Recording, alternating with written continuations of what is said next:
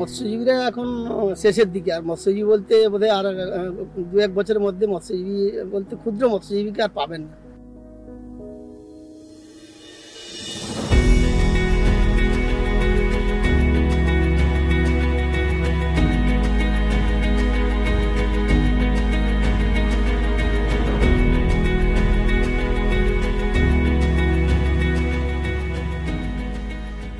ক্ষুদ্র এবং চিরাচরিত মৎস্যজীবীরা, তাদের কথা কোনো ধরনের পরিকল্পনায় আসছে না, প্ল্যান করছে না, তাদেরকে কথা ভেবে কোনো ধরনের কোনো পরিকল্পনা আসছে না।